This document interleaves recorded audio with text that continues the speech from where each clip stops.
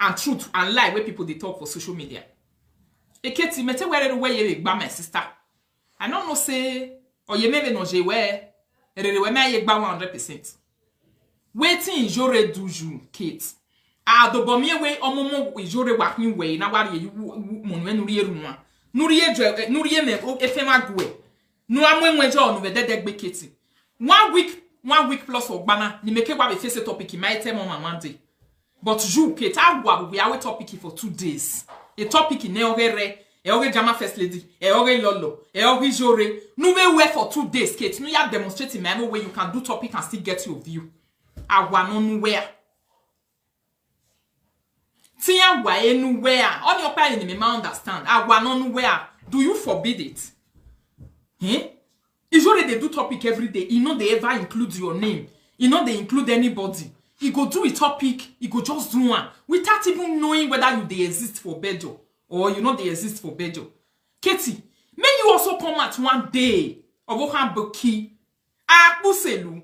Where the Ladian doctor, no where they demonstrate the whole world where you can do topic without say you not even mention person name. Awanon we Ketia. Iya wa go ogun abogbele monfo. We se ne no ria verse ni jori bo se na na ye we Keti we wa verse. Avase rebu we low. The problem wey dey grant now be say a platform we ni all forbid the topic here. We set we topic okpa at least let's just say 2-3 days without uma mention anyone. Purely topic. Entertain your followers. Entertain your people. Entertain people where they around you. Give them what you know how to do. Family topic, family advice. One thing, a kid, where. The time when you they come this live video, I be other people. You never reach how many days for yeah. Jama first lady need down for live video. Or big wave you toy at time when you see your bobekun. Umanazi your bobekun ti here ladianwe. If you not leave her alone, he say she go come out for you, come sit down on top your matter, and she go really handle you and she go really deal with you. I encourage anybody for this live video. Eketi so bobu we. He encourage you why fefefe why ezeketo bo wa zanzan ingan wa keseketi ya. Wa poleketi nu wa gioni seketi ga to ye. Wa kese aye. Anybody neketi gi bure ne. Ona so bobu we make sure we be sister. And the make sure tell me no wake be my. Since how many days now? Mama Mila Akin for Italy they call you. Where ma jodoa. Where ma belle video ne me Mama Mila on we ya analyze. You know see am. Not be ways to escalate matter now the right now the true way. That beketi yala diani juri every day. Amwe bogbega tie bonebe no tie bonomomo. They no see who they do Kate that kind of thing. This time around that's with they talk so. Something happen. You talk once. You talk 2 times. Okay, it's understood. You don't make your point. First video where you do concerning Ijore, you make your point. Second video, you make your point. Third video, you make your point. Kate, boy, ya well adian bogie nene. Or you was abi a live video na wo a master no swear no do amaude. So me want also play your own video. May you foresee say not be only Ijore don't talk waiting you don't get for this live video. Eh, you quite time 1,000 wo wana you bokan. We have a tiny kitty. But we me amiane, man Ijere because mana Ijere remembrance. When matter one in the real live video where people go come here one day they'll say if person come they talk and people come say Rita na wenegbe baba or na wenegbe because if person drag you once, he drag you 2 times, he leave you, no problem. Everybody they watch for this live video. We see my upa see egbava obezobo. Mevezu wobo keder you have the ovie anwe who concerning me. You see where you see where they now they say where. They will not see and women on we say it a Ijore they no way you talk concerning your topic. How many days you don't they drag down now? How many days you don't they drag Ijore now? When the presenter no plan wo why and ladian work it. You know how many? There many where we do we my information media no way now. Because very soon, if you not take this advice where I want to advise you so no more than when I work the topic away, people will come out for you. Yes. And do swim and yawa ladian when we have with no more why number 1 every time. We are 1 minute for real. Eh na me me na we make with the live video. Eh ya do ya gbo agbo ye Katie. Cause for too much in work with. Why be say When j'aurais mata Jorisio, and go be like say na sweet. C'est gbe lolo wo we ne ya. Egbe lolo wo we ne ya. You don't tire for lolo matter. See the message where Jama First Lady give you. May I fair play Jama First Lady you? Because maybe you not listen to the video. Now so you just still do one. When you see say that one pursue you enter house, it tell you say me you leave her alone. You run. You enter your body. Yesterday night, 2 times. Now you come out for her. You come out for her for work. You enter every video. You come out for her and go wait best man we bog boviere. Man, I was surrogate mother. Tawanona. Katie, when no hold ya bio ya diagmo They know who everywhere, Katie. Anyhow, we woman. They say you want a bonny picking on this life. Wait till be your. Are you the government that create law? Are you the government that make law for people who will tell people to say this is how you will born your child? This is how you not go born. Whether not true they talk, whether not be lie they talk, they know which one they know who everywhere a kids. No, he may wear one nothing wear. A live video presenter me he. Nu weke la dian jo rekeda you have the my ear webo. And the send ne ware ya la dian nu we because away a live video presenter where he listen to yourself and may you also know say not be jore only don't talk what you never do for this live video. If you are talking on live video as a live video presenter, you entertain your followers. Sometimes you don't even know when you are supposed to say what you are not supposed to say. Not be people fair talk and say na so then get this one. The other one say na so then get the other one. The other one say na so then get this one. And they are using it indirectly to talk to other people. Is your no user? Hey, Liza. Is your no user they using direct to find other people? She just do her things. She don't even know whether you dey road do. How many days now? All the days is 1 week in the make when we came we bought bijori. E Katie, we got kwe na uwe ya. Do we akwe na uwe ni mabe do amwe bobu we the because e buwe wa they need the for real. Eh? Na me do amu buwe because all the too much mu we be. Na me they talking for this live video say il yet do. Na my father oh yeah piton we e mesoro no ye bogun. Ohun e mana bum e matonjin ya un. Nou se back where you no se kankan yo we de no we ya we mesoro ya gwali respect. Wa we nu ri ho ni ya be ni ana. Oni ri ya ni yawa. Ewe awa gwin ya steady. Wari matonre wa kan jin ya rere. Oni language ni ya. Egbe language ni e we on kit. O si e Jama First Lady ye we. Ori la lafi we, ori la yeke. Ona understand the way. Wow. Ohona eriuje. Ona la dianwe. E Jama First Lady ki la dianwe. Once, on ma gwe we de gbe amon yo, ma we gbe kwa ere. Hello. Hello? Hello. Hello, madame, Sarika. Il relève vidéo. Ok. Là, il y a des gens qui sont possible. Ok. Gagé. Il m'a envoyé speaker.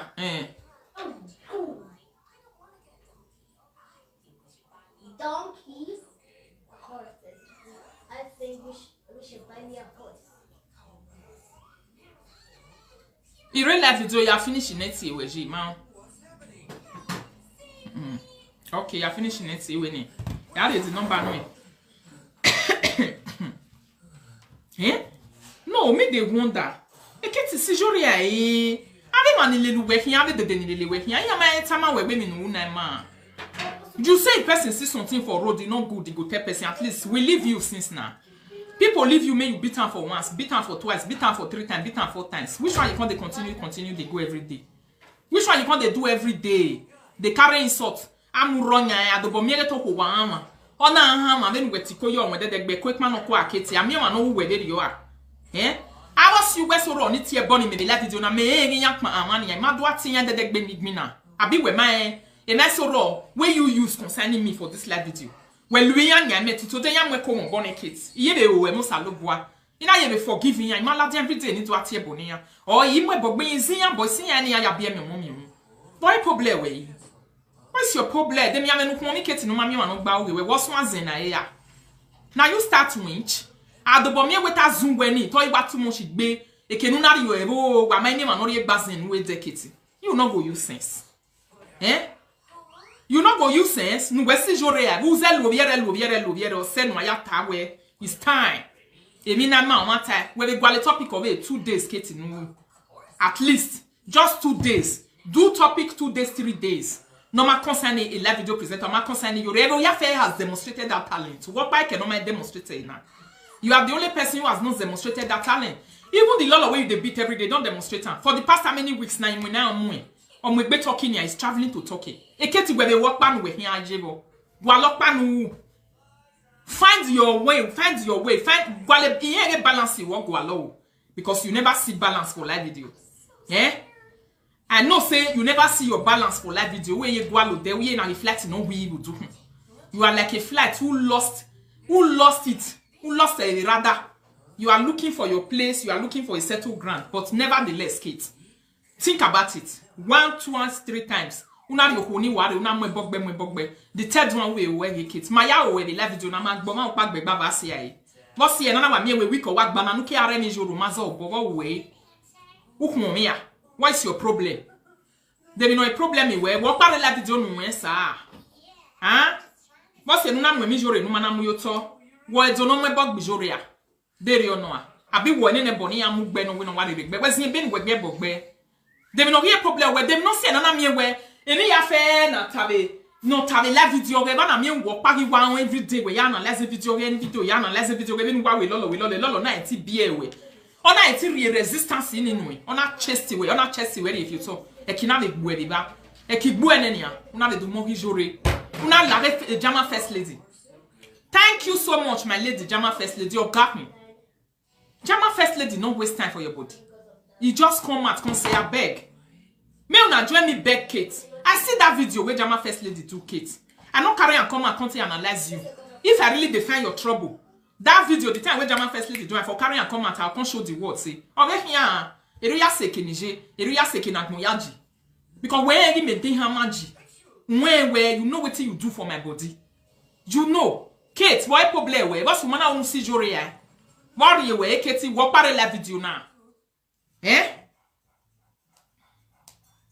What part of la video now? Here is a treat for you. See? Catch it.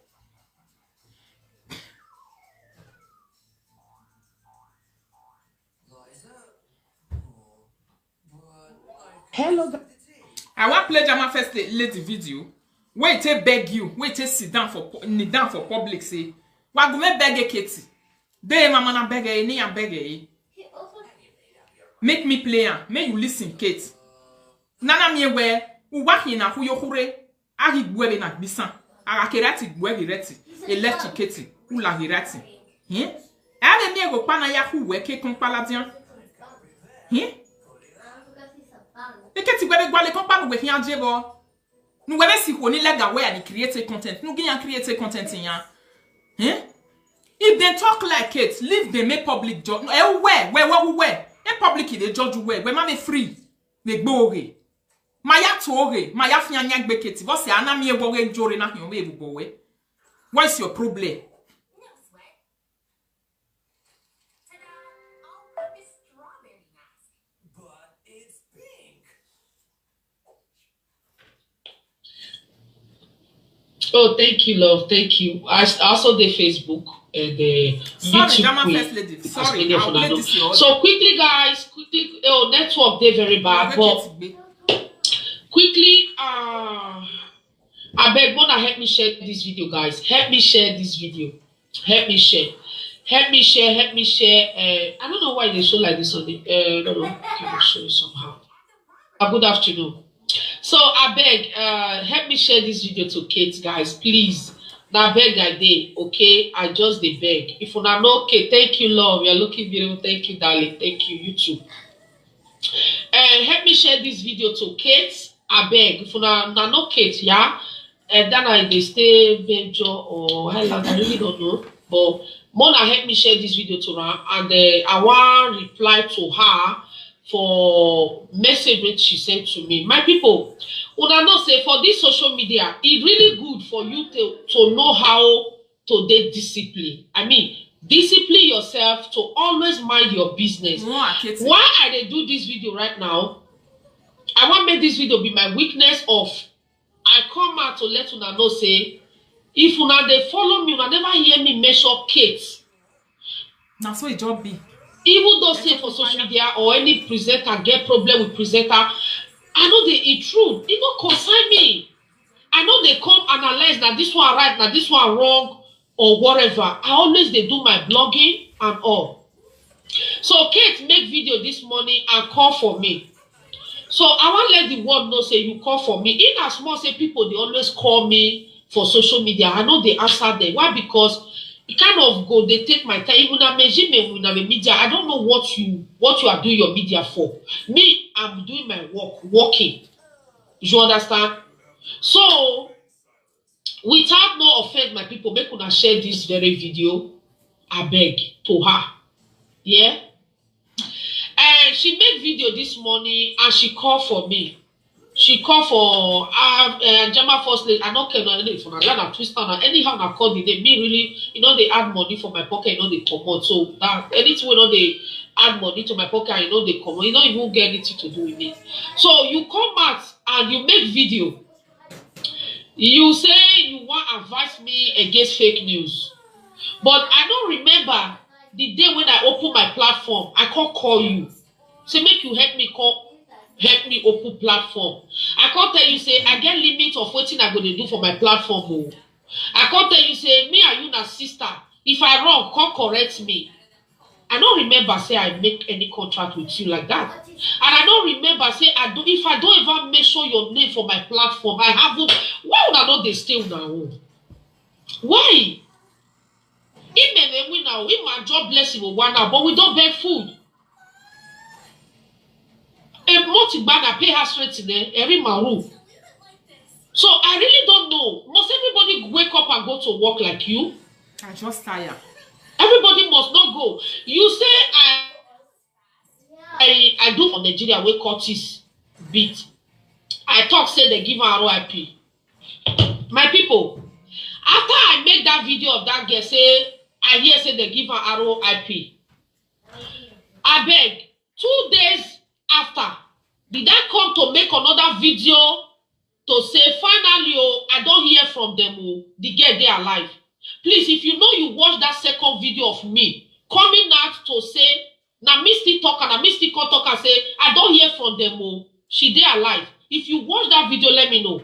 So Kate, should the case you not see that video, I don't owe you explanation because my game is social media. Even explanation, I don't really know that thing when you get for mind when you want to tell me. Man, and it's obvious. And na so Kate be. On a why when where the social media. Katie, where the ziliero, people where they create that content, leave them alone. Create your own. If you not say you're intelligent, do topic for 3 days. Me, I give you a challenge now. I am giving you a challenge on live video to do topic for 1 week. 3 days too small. You are a presenter with experience. You are supposed to know how to do topic for 1 week without even talking to any presenter, mentioning any presenter. And you do it. 1 week, you always 7 days topic. No get a mentality where let people come and listen to you. You leave people alone where they are around you. Leave them to also make their content. At least they don't hear you. Why you be saying that you can be the soldier for live video where they find the truth where everybody talk and they lie where they don't talk? We are not going to tell you here, Katie. Eh? No, I direct here now. Yari now. I direct here now. Yari make Katie and what? Even no one who be live video now. Aroma be. Be every young Katie. Every young. So why? Do you have any other thing run in my home media? We should that for her, or you bomb that for her. Oh, you may go wrong. But heaven no, he might be but that's not the issue. Everyone in Nuwe we are what against this woman. Nuwe was solo for so many days. Why? Have I ever called you out on my platform? They don't control where they were. Why you they do saga with this person? Have I ever? Never. That's called discipline. I discipline myself on this social media to mind my business. Message. If I your issue, I know I know now. Well, let it be my business. Let my follower. Are you my follower? Don't follow me. Me, I don't follow you. If I ever clear total, I don't. And then it's a comfort now, Kate. It's a comfort. German First Lady, we get now who, but if you like to come, what you have when no, whoever the video my way to my meal, who want what Tana no was Zena. Oh, think you are going to say, I want to go again here. Thank you. Now, in as more people call me, I don't answer. But this is your case. I think I'm just going to reply. Thank you. Now, so Jama First Lady take off Kate for a matter. If not, Kate for non living. I guess so. If you have to is Kate gives a lue for how many days? Now the lady open platform say Katie. I guess sene la reine get belly bewa. Come, gather time make baby no regbo no hero. No make enough fool. Okay, let's say who's up, but we mind the business away. We one topic. Kids, when they will hook up, they are a relationship topic if I hook up. Why be saying now only you define the truth where everybody talk? You know where Jama First Lady for talk live for blogging. You know where this one for talk live, and you are not professional in doing it. There is what they call professional criticism and analysis. You are very, very unprofessional when you criticize people. You are very unprofessional. I will prove it to you right now. You want to correct Jore? What is your coming problem? Or my reply when you have been talking to when mistake, whether directly or indirectly, no reply when one day or my reply with there. You have been looking for her attention for I don't know how many years. Who ye bought who ye directed ye, who ye directed ye, who mugbomu or monuviere na ebie, who mugbeno ragmo, e keti. And you walk video well, they say la video. I begging well, any begging. Who got via lake here, why? Who got constituted nuisance, le gaillere. A presenter même weje. All the débat where the agog who wait tie bonnet, or my bay, no, you can't win a machirio. Katie, they will not see another me who we are temple public bomb and where tomorrow you come out again. Next tomorrow you come out again. The other day you come out again. Where me and Oladian were there over there because you're not rich. If you come for me, then look at it, my dear. Don't do that to me. Una way the settle matter, please send this video to her. Tell her to stay off me. What I make it no big baby, my Katie there. We go courtesy one. Or another presenter can go to Nigeria banner. I am mistaken for my sake. Why would they do that? Mommy, you are a December. Oh, where? Mommy, we market be in the town. He only son. He went to where we call Lord. So why would they exchange me and deal with you for my sake? When I have never introduced you to them as my sister, elder sister or younger sister. Why would that happen to you? No, any more when they get any. Even when they cut this in phone, I come out again. Please look at the video, guys. Can I even get the video? The video of the girl. Wamujani Wemawa. Now me Jama First Lady need for a platform. What vigo evaluate toya in Katie. Katie zembo. Cause woman zembo. Ki make you go wamega ladian before Kate leave and do. If not, if I don't leave her. Okay, back. On are you way. Me, I play this video. You say you already talk like me. Once to tell you where you for talk like money where you don't get, you say you get her. I will play unto this public this morning. Make them listen. If you not feel clarify this your money, you when I when I prove when I will bet 63,000 usually. Ugwali wala be social media. I am bebu because ugwali respect. After I don't play this your video, no where you know where you are. Igu wena. No way you know what our good way, iguality prove and to today, my prove when I got to 63,000 on Bujuri. A Katie, when I can prove of winning, only me while I because a live video present a people matter when we were 30,000 euro. But in me, I play when I you know what time where either so waron or good when I your bokan. I say by ye with one money ye me. Who bury ye Katie because if you know about the favor we get at you that who were bury ye for that reason, we're quite low. Irony, when I don't prove my man real video Katie. I will be tenijori or no will be guali, no will be zolo to tomaropa. Can anybody know we in anything in me? We might belong to the category no yati gualo to temini, because we might prove of where we prove of where. Me akbo who web and we down a egg where it can we not away if he men at him. Who well all assetiri 5,000 euro Canadian. Where ye ta a big on a ladian, where Cadori where and walk out where you reketoge. We talk when before you look at the high assisted or my Johnny, my way, Bazao. Where we were more web as Zaketi. If you left it, your my home, you may jam when my aunt has ever been also togo. Near you making out the beggar away. You talk and say you get 30,000 and 30,000 in my mammy approve. There is no evidence of that 30,000 today. But we tell you, oh, we're not a pama. I'm not going to when we yet. Since when you talk to me, go find her. Because I know your money, Kate. As I was you, at your home. Nobody, it not concern anybody. You don't get any other presenter where don't come and sit down and they come ask you say, hey, Kate, 30,000 and don't my man. Bring the evidence and the proof of this money when you say you get.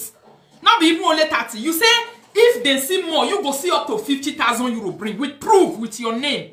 Now so you talking. So me want play on this money so that nous we make na semi joria. Nous we ka wo we na ne, we ka prove wo we na ne because all bado go so minya. You cannot leave this your own way you talk that time when you never even feel proof. When you already do approve na what I know there. What's your one we wanya way? I will work na come you to a live video. I me talk when then we go to Ogijore agwalu to it. Then I'm come you talk when na I ari Ogijore keti because of here do to am work be live video na. People, if the girl I don't hear from them, everybody call they happy.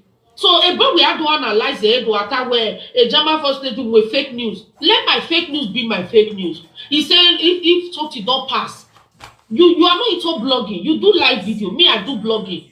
If something happen right now, it happened before 2 years ago. We can make reference to it and patch the video together. In as much it happened 3 years ago and it happened now.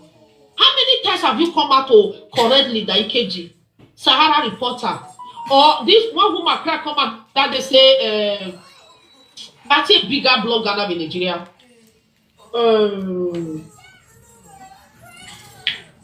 A page or Punch News say they carry fake news about her.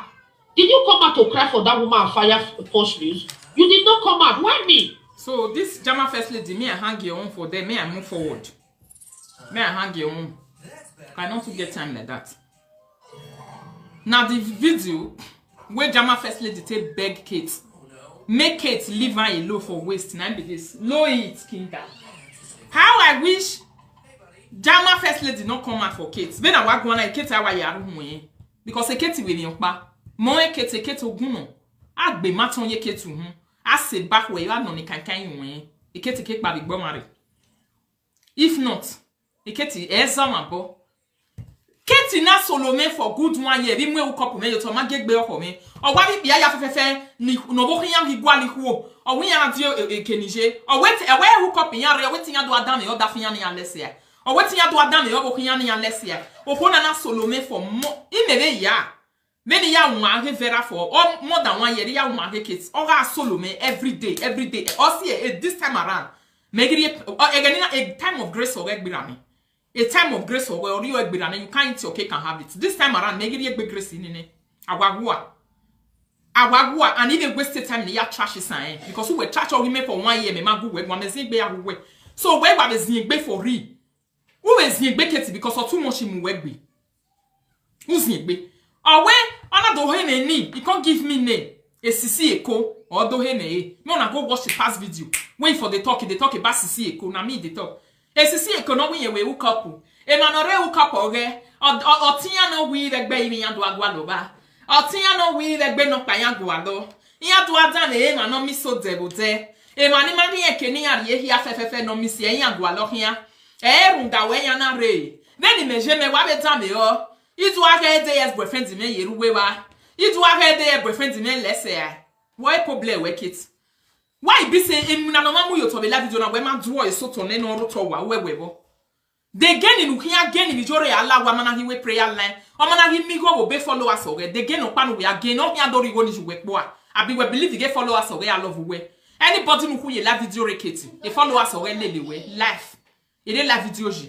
We wa dey we challenge na you water nani. Abi una no sign. If una no say una sign this challenge, me una say yes. Make it come do topic for 1 week. Wa we no do we topic in mawa. A motivational speaker who wa. Ama back you whenever live video na gbese na gbese na ka gbe der yo keti ma choga wa agman we mu. Na back you we se na ka back you we se der yo. Cause for too much mu we gbi. Please share the video, my people. If you are watching, share the video.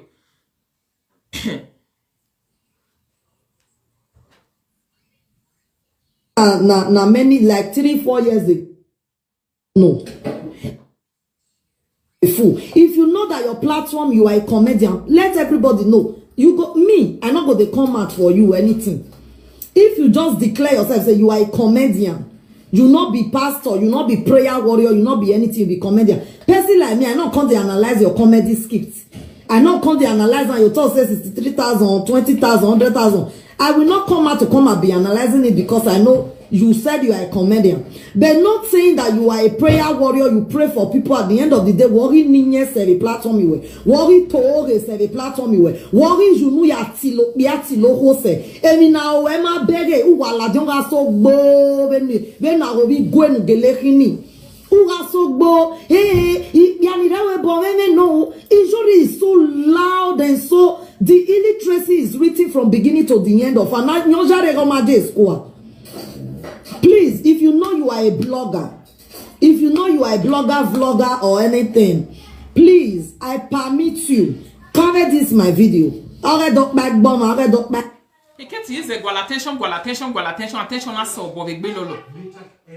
Attention, is a kit of Bobby Bilolo.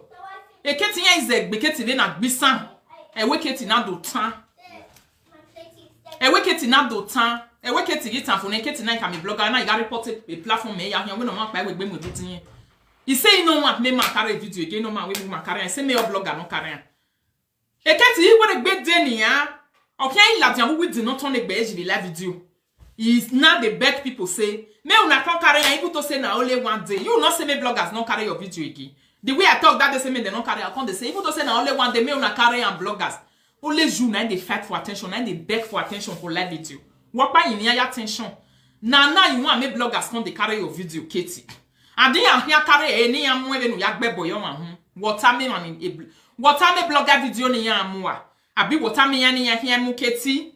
When I walk that with him. They will not say when I hear bloggers in and don't video work it. We were turning where you with dinner. A ban way igual can we ala ladian, a big war when defiate, I'm a banny. A ban way you know where the ladian with in wedging. Nemo the ban way I have a bloggers in and don't video work it. Ah, Pabo Bovin wedge, Joe back packing. Moritamu when I offer a whack Pabo, no who are walking. They will not say another me about behind your honey and don't video. What are you?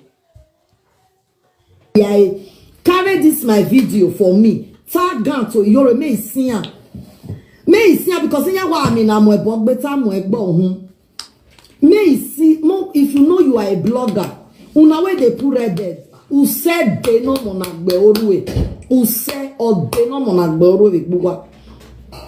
If you know you are a blogger, you know you are a vlogger or anything by thing whatever. If you are pleased, like okay. Now she permit, let's do it. Only this one I talk. Not be every day, my video every day. Now only this one. I wanted special video. I take special. They will not get a video not special. And you now we miss 63. A video not special. Me I come we my special. Cause we have a time we make big video. And we might prove of way. You didn't prove your own and you work out of way. What's we might prove of when we now know my way don't prove of Kitty.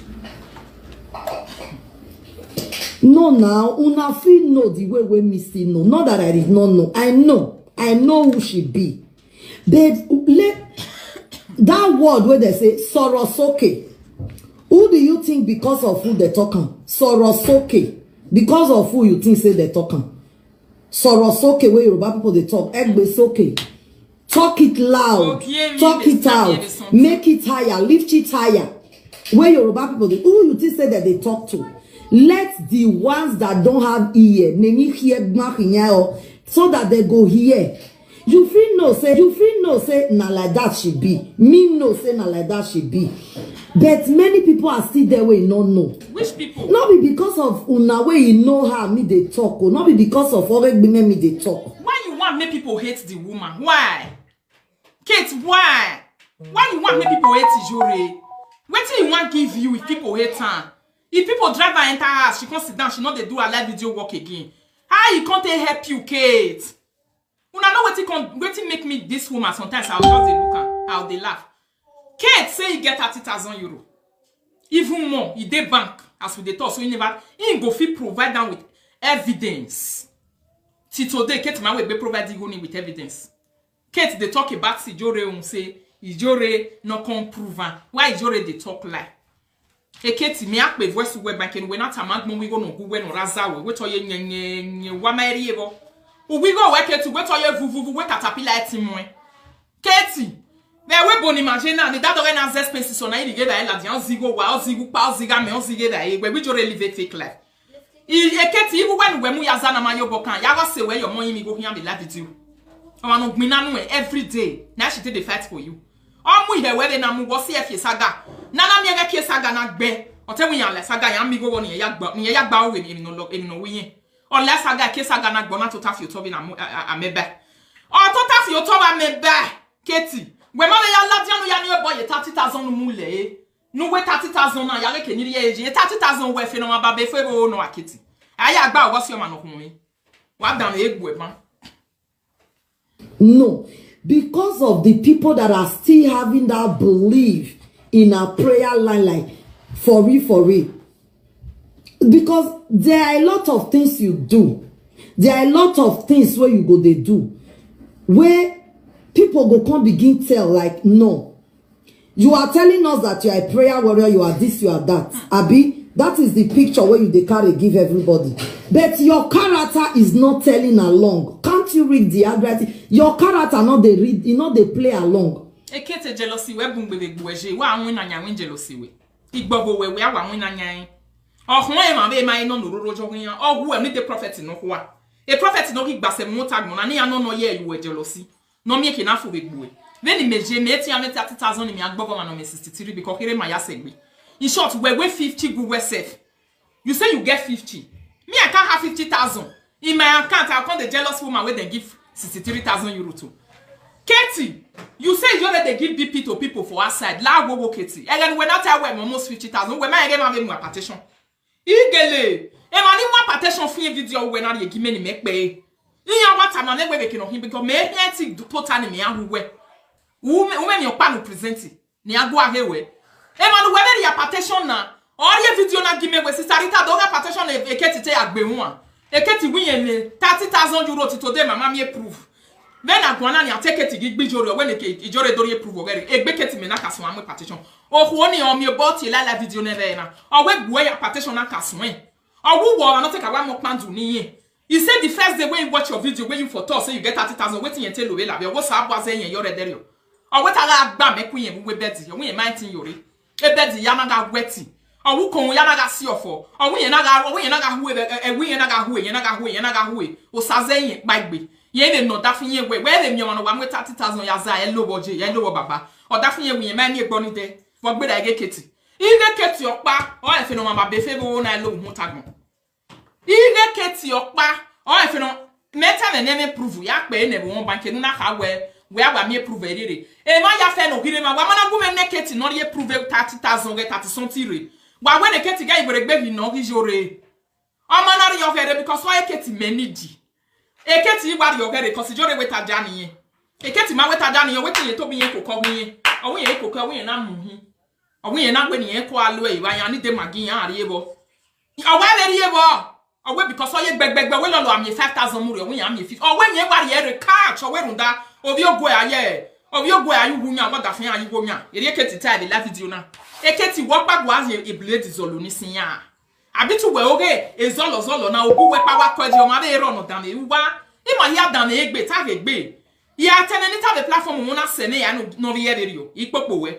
Not by attending not have the platform, will not say, I know you, equal way. But mammy, where? Well, when I talk, when I say I know ye, when I will go say, una do a zolo, una ga zolo, una ga wallo, I the arrow who you turn out your word of money, son. More Ketty, because if you owe no boom, we all got off your smart boo and ania. If you are boo, you're benign.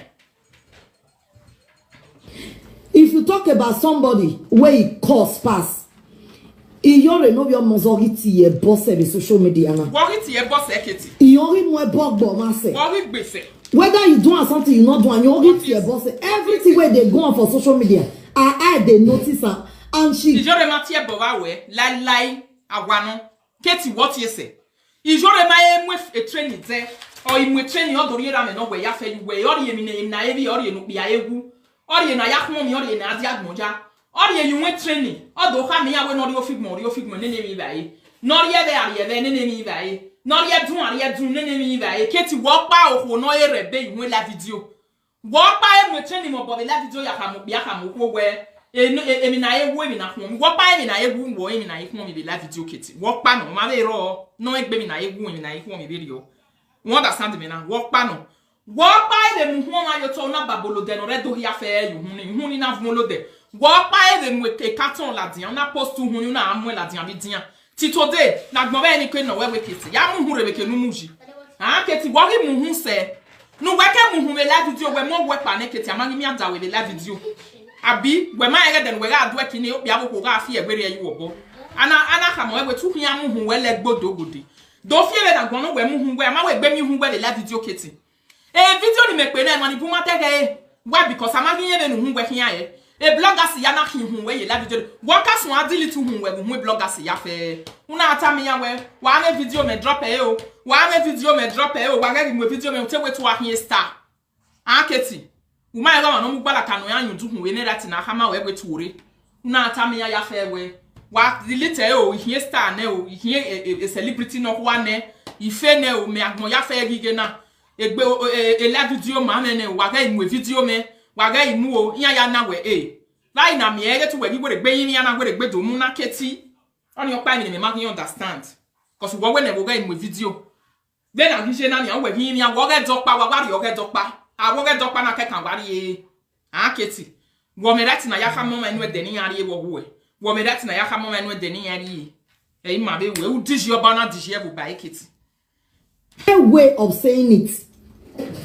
Many people they call her she's wise. Why can't you talk without mentioning name? You are wise. That does not make you a wise person. That makes you a foolish person. And again, you are scared of that person. Because if you want make that person really know, say just where good one. I not come for trouble. I not come for anything. I just want to make you know, say now you. Why don't you just go straight to the point and stop beating around the bush? Why? That is what English people say. Now only jore boot around the bush. Then me neri tajeni ame magi beat bush eketi. Iwe nu la rogu me gbo oboke wu.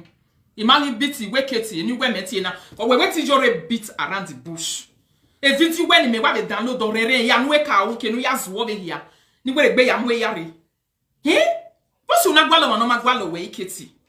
Owa no ti we nu la re no do fia wu hu saga. Wu mi obo. O yare no wo ga hia wa gwale hia keti ni da iba bol la we gbe wagmon. Ni we ni jore gbu e.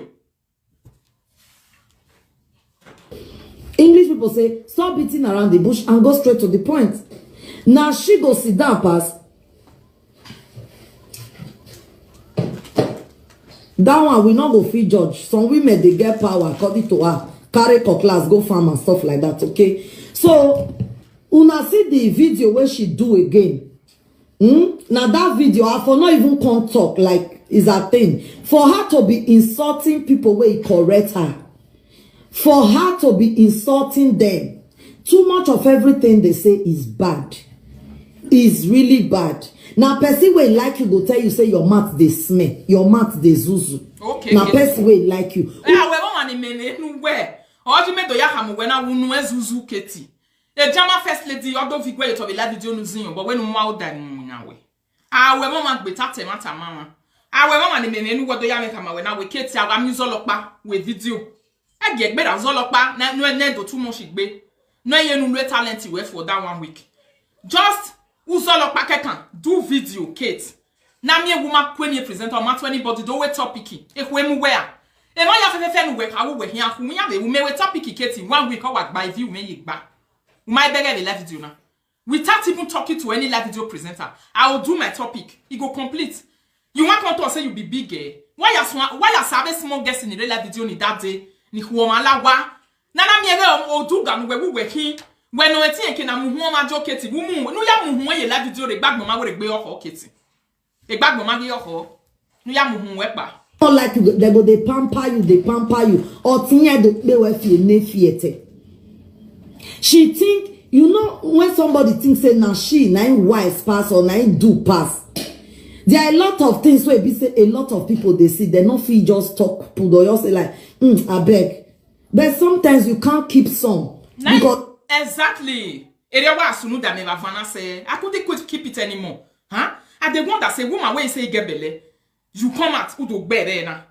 Tomorrow I since on Monday I can wash you when you get jury. Since on Monday night people they wash you. People they look you follow us away. We not so very waiting in talking, not talking concerning you. Today you come and you come bitan. Tomorrow you come and you come bitan. Next tomorrow you come and you come. O twaket and twa we patuna la dona do twa we. Wada muhu we la video re. Eketi, what is your problem? You say one day you never ever. Ijore to regbe wa gwa le mata no riki negbe 63 euro. 63,000 euro. Mais I don't know when ya. We are dans les robans. A video no nata where you did that video around on the 11th of October. 11th October we video ni. Ihu we to yenyenyenye ore banki. Domaneze ti ave fio re fo the platform ore la video na. Domaneze ti ave tama no talo for 1 hour we to ore. Debi no see no man na talo for 1 hour e to ore e jakishan no a. E ma ya fe video ka ya nusi kokogbe le la video no ya gbo kokogbe ya re ya keti. Ya re ya be nu jinya ya hian. Ama mi ade ropa. Il y a des bege we tu hian gbeli yan wa. Il y a des na le la wa. Ya na zuobo. Call the other video, call the other line where they Facebook. Sister Doris, call the other line. You will say, na so you hold 1,000 something. Et you do high in 1,000 something. Why come you ready to go on the platform? On your platform, na. Anything way like you go come and come to for instance entertain your followers. On va no any interpretation qui est la vidéo nous avait to wa. Wa ga interpretation yi winere. On mo masi o mananato.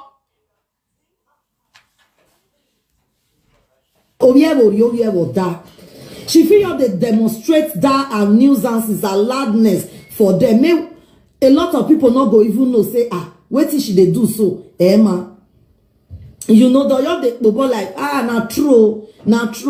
Many video where she they do like that. Where it be say go cut, just catch my awareness. I go just like I beg now thing she they do. But when it's now too much, it's not good. Don't hear him marrow. All right, for the video where she do, I don't know whether now yesterday she do and we blogger take her. She say why all of una they panic about the money, the 63,000. Una suppose no say it no mean the thing not be true. Now make me say make I come, I go play the one where she for. She say she no mean now. Yere dollar di anka yen mami ne. Keti marry me over. U marry me over Keti. E gbagbo marry yo ko we yin wini go no ma wata the platform yin me. Enfin, for ça, ouais. Et la vidéo, on a roulé là-dedans. When I win 30,000 euro na me yo bokan. You are now carrying a petition for another person matter. Say why the woman talk and say she gets 63,000. Katie. Apa ijo igbe jealousy na de ke no you worry about mo Katie. Igbofo na wa ya debu wala la video na miewe. Una wa vie ni aro ha. Una vie ari ogo bonu o ya tare la video. E bo ya mio ko mio. Una awe ran yi winere. Uwe we ran yi winere. Una do rera me no we ya ye train. Era me no we nu re ye train finish be ba ketu na adedo mu hu wona mo are Swaziland. Nu we ya so test Swaziland de gbagbo ma we gbe oko kiti. What I we marriage na manage on mu ti today. Iwa we awe on e marriage yen la we hotel ya lobi ye. O we marriage de oni. Uwe marriage una swing me na. Eketi de mi no se eni winere na wa mu we seberi oni. E ma be winere yen kere gbe o we wa ke mana la o ula no na wa ke mana la na ula no pa wa ke no pa la na ula no pa wa ke u ga lo e fia be no go ko e wa gbere ma no bi de ha manji no ga he we ge no ase territory no de nu na mi mu ya react ma we nya ni fo o fo nu hia na mi bo ya se ba e ma ya ni wa wu awo hia no way u sin ya bucketi ona kwa santan we ibi de ka ya ni le ga we ya fe ya ma mi adin ya ge so ne so kon hia we o da ma ni be ni ya je ya we color be na here. Ya we color be na here. E ma ne regbe kere le jese. Ya ma ne ere jese gien kere. E ya je be color ni ya se kenu je keti. Ha? Ha se kenu je na we regbe kin no ma. Ni ya la wo wari ye la e bo ya je be na go. E ma ne ere jese gbe kere. Ya ye de kile na ne regbe ba to. Can say they give her the 63,000.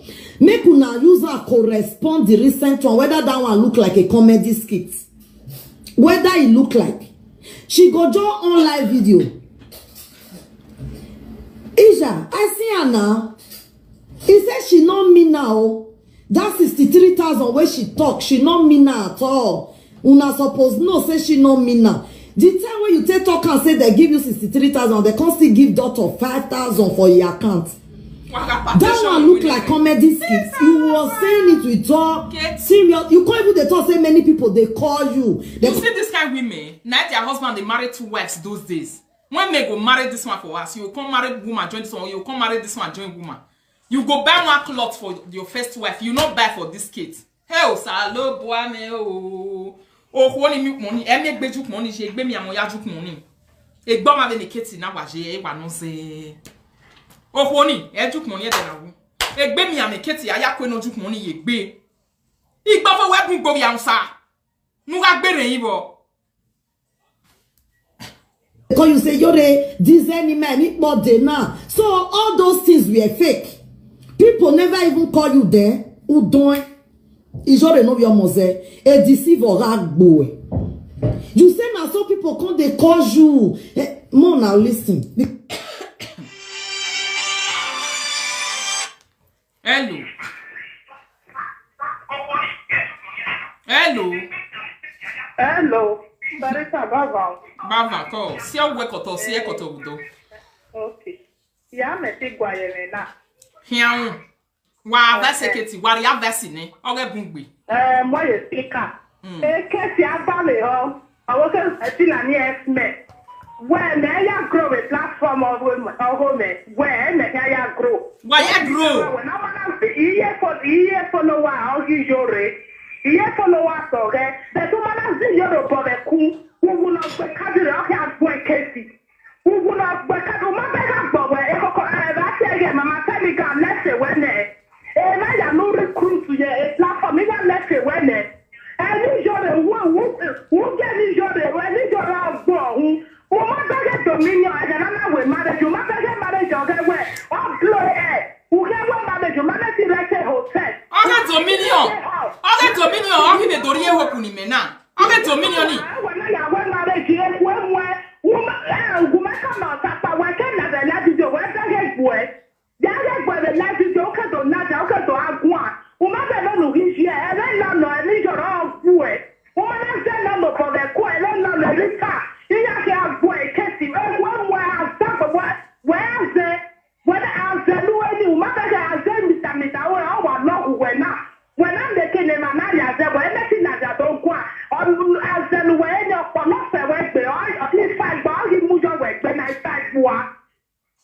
Okay, e ketinia owe eni ati ayege o ma no e pe keti wa we me ma understand it no yere no ke wa gbijore na ni wa we ko wa gba na ma zo ye robo bo lo ho keti that wasn't done when no ma gbe pa okay o wa ko no ta no for we that dey call them boy o ta man o ma la ta to be na le party ina wa i party ma do ti gba agbe o ma to be na le pa ha e sama wa na won ni we ko ma na lawa e quite pa o ka ke mo ya ta no ko pa e sama ko nu e o ta do mo ya o ma wa no e pani go be e kati go be ka ma we wali pu so wa ma ka ta no re pa nu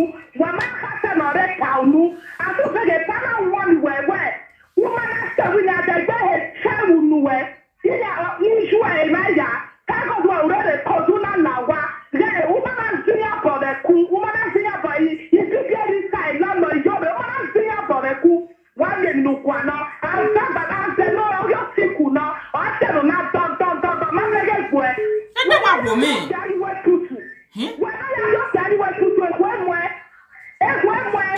wa ba ba to wa Kola ya mu jana fi u ge lisa u ge no u ge mami jore u ge ya ge na mu no kukua e ma mi ko pa ba ta ni an to me ti gba ali express mu yo kia I'm not a nazi job kasi ye nazi borije wese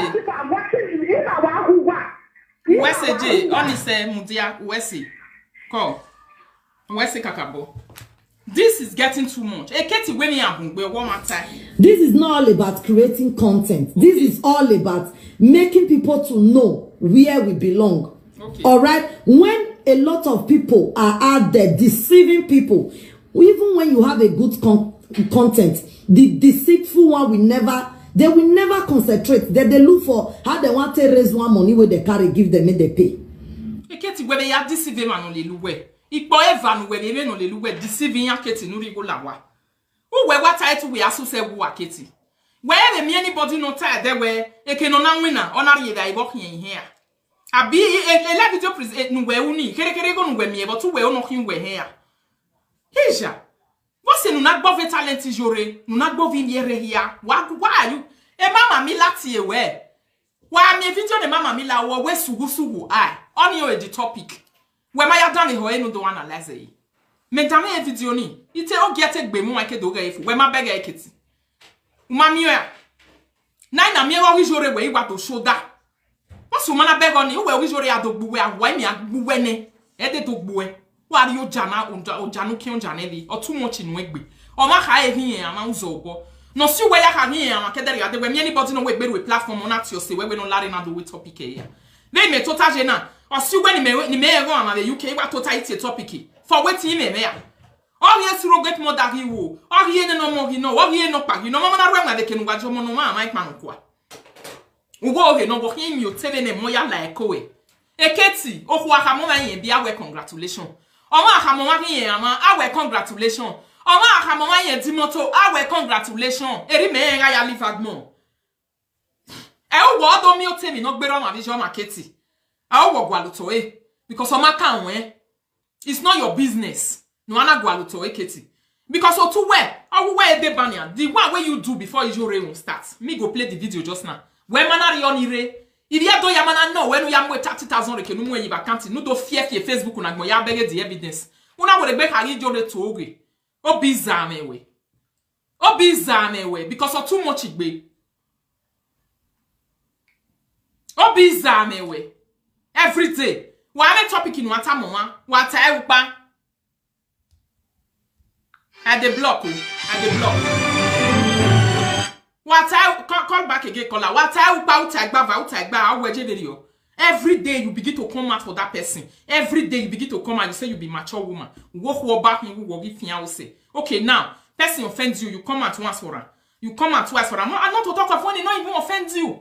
He not even talk to you. Now you follow us in the talk to. Yeah? You come out for her 1 day, you come out for her 2 days, you come out for her 3 days. Every day they come out for her. Quand they sort out do amwe bogbo yere. Hello. Hello.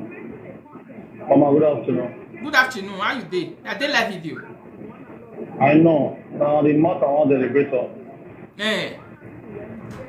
I feel when we emotional man no dey out there, not power never. Ologo. Ejolo si o gan gbe kesi wara. Iyo re pa ni o so ni o. Pa fo gbe my brother. Wa me temata. Emi yore so ni. O so wari an o so na ri abi. We dey get nere ya gbe kesi. Nere ya gbe.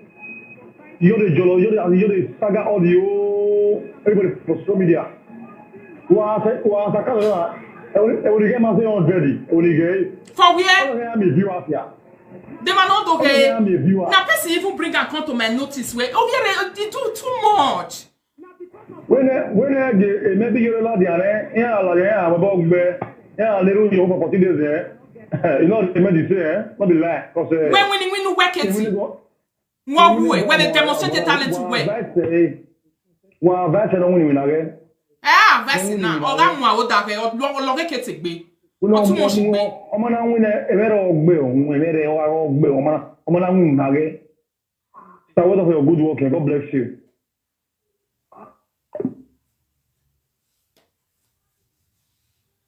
Because we talk on one period say nobody go fight for anybody again. Me everybody they do it you. Finish. He can't give Kate one kind big goals. When you can't hear that one where people say nobody they fight for anybody again. Me everybody do it you. Il a video na mayeji o too much gbe o ma aye tai we just o too much gbe u la dian pa ne u la dian gba va ne u la dian gba ha ne o seketi wokin u la dian gba ha ne o seketi u wore gbe be tempo mu di totan wore gbe be run geku we total live video jore u wore gbe be run geku we total live video jore u wore gbe be run geku wokin na yi boy problem we na yi da we talent nu we wa me na no wonu demonstrate ne bo my bege na e talent anzen mu la live video we ya bege ne. E ma ya ni lega we ya ye na erin pe e o dekun ya problem de ko no rada no negi mo kwa no ye me range se gbe kere no ye mo yi mi go kian ya yi mi go kian keti un wo pa ya na si unu So be very, very careful of what you write here. Be creating a content. Like you already get which content is they create for them. Let me ask you, one a lot who cannot know there the content ana go. No one ju when be when one am we and the work is to your boss we are where we jere tie bon iba bola we gbe bagmo. Na mi jore gbu e. Nou joun se fa wo hoa. O giazon gie ya ge Emila akinye e mama Mila bo vie boya lo we ne di ade. You are a problem causer. The Facebook na. More than when I work it. You are too dry. You dry beketi. See the video where Lovely do concerning or say when no yini go here the live video. Is your na the ladian ma pa ma erigo nenia. Eh? Is your pa the ladian na the rigo. Who when live video presenter ni memie e ni mamie. He bring money come out, he give the girl. Wama no mo ni la live video keti. You me 30,000 maya we yo bono se we. Una fan video no yini go here. Una carrière reputation down na the live video. Una jobiere wudan. Nana mi wete Lovely e kyo ya iga no e there your way. So we probably of ye na kwa we ru wa we na do we saga we live video. E loje keti. Na so it be. I do we not to we have no. And then we are hungry a public sapo e me public wa be no keti. Come on we erita we na munere we ma work we fo. We wo we 30,000. 30,000 razu we keti. Ya wa se we yin go kian. Ah. Uma person ye gbe.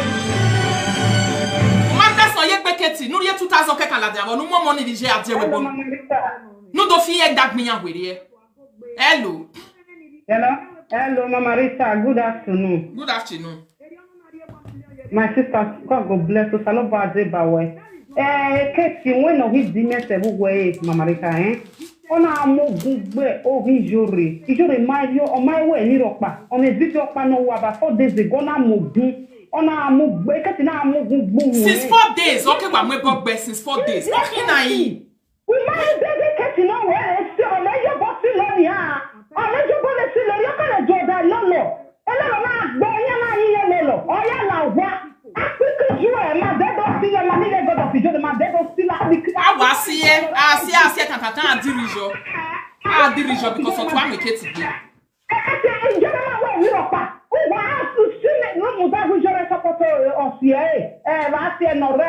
Voice of truth no re Senegal no need the help. Me mani ye happy ne ka tiri ne ge. Amani ye happy ne ni joro le mi rola ti ona mu ni ge ni. E ka ti magi je mari jo bonne. E voice of truth ni a. O wo joro ya ko lo gbe keti. E ka te ogunu mo gbe o ri joro ni o ga mo me. Ogunu because me nu jaje o ka gbo e keti. E ni nu bi je o ka gbo e. Ogunu o fi e ke gbo ya gbo e keti. Ogun ye huwa.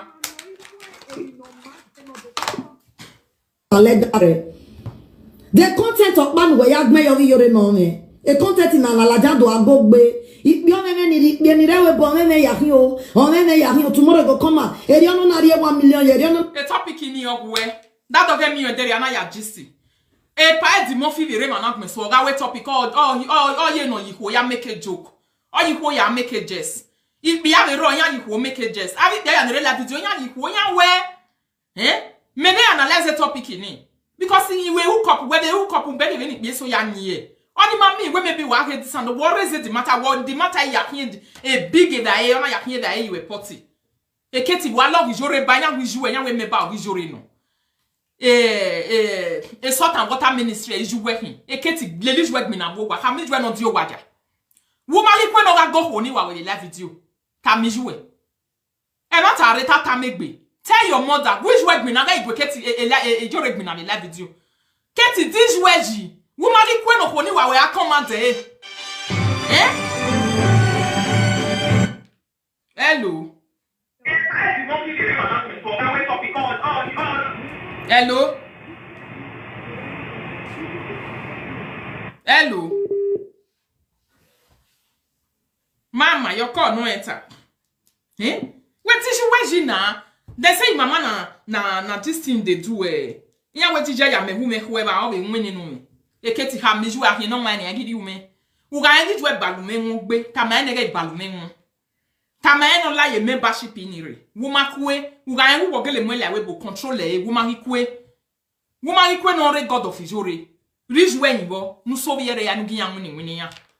Ugari yakini wa okpa ni metabu we na ya business ni or a church ni or emi okpa we do we ngbeji we na mo egboto tama me no age ni kit we aso ale run ya nebo bo were ya e ma ni believe on her no gwegwa de gbe wo wa ele video presenter you know how many people believe in us e ma ni believe in jore ya do believe on we aketi ya tie we no do le run ni ya aketi ti jueji ha mi jwe ni jwe vivie mi no malaki when is whether if you no like Katie, by force. Did you remember what topic then on swing anywhere? Until who's a Solomon ke do tie where me is a solo where I solo where we love you don't even so about make it the women where you pay. A man by mine when he made any announce or less on people. Or see a mena revenge me not one. Me are yega no me say we and come make here for a mini days. It do remedy where they get as me and you when boy I work boto. I to work boto in a toilet. When the time come, what's your problem? Eh? No, why are you sure for more than 1 week now? Must say, I. Why are you legal work it? When you are time away, good or bad? No, zijo robo. Leave her alone. Why, Bonnie, I'm better to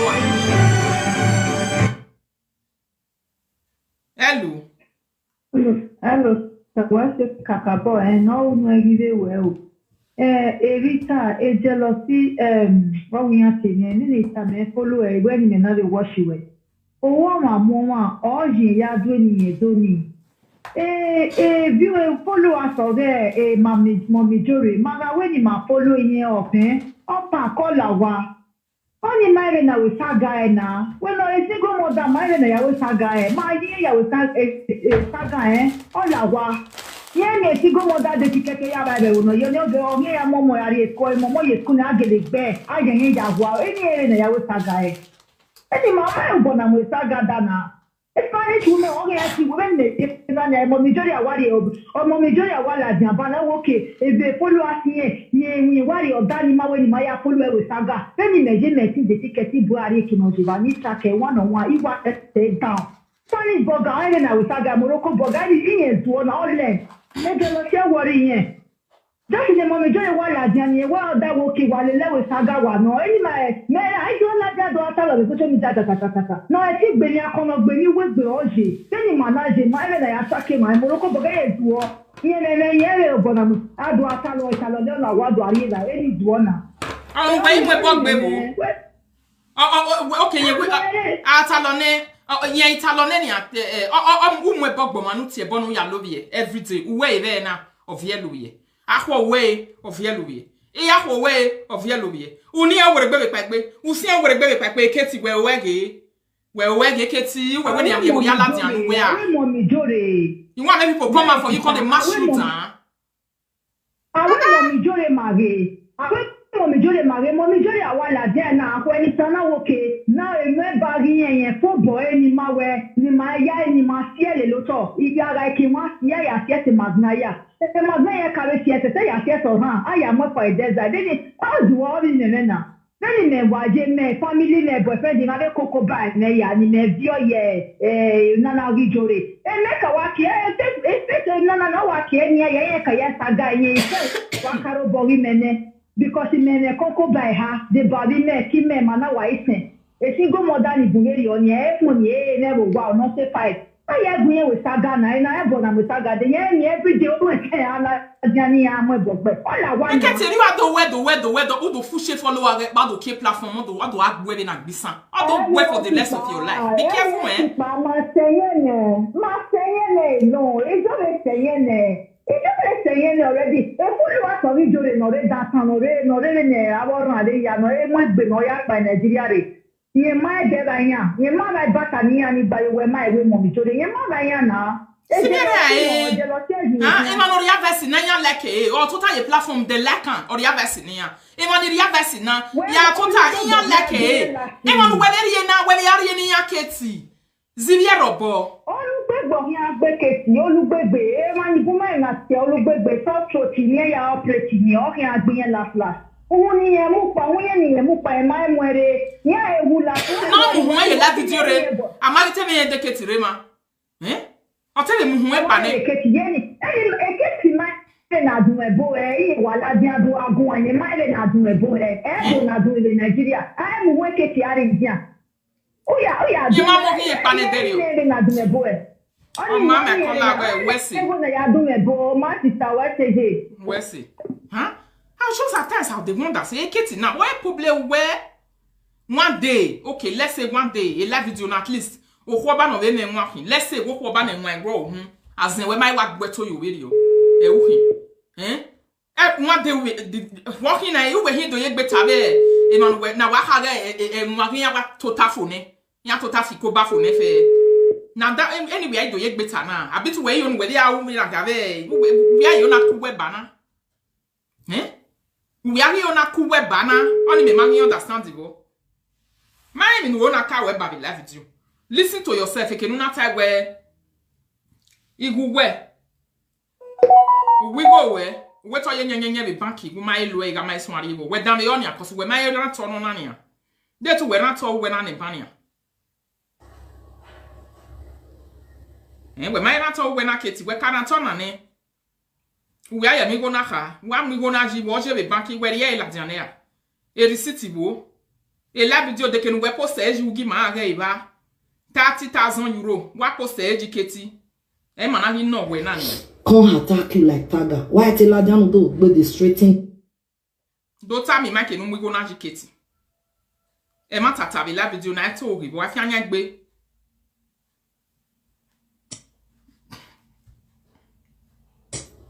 How much more person can't try to straight or correct you? He always fond of laying curses on people. Ununaya leru, ununaya tiebo. Because if you go along him in Gualomi, who go le bokia get yourself na mi ebo. Was of your boy. Atu webe banana on arie woe. What's who can me ebo?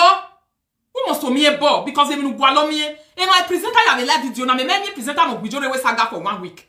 Oh we there now akwa we a ket okpa or dwekini. Only ket me una look at the whole live video. If we man ya me don't reply man we na. No. Because you tell me now that you are going to when you see what the cat is over. Hello. Hello, is it okay?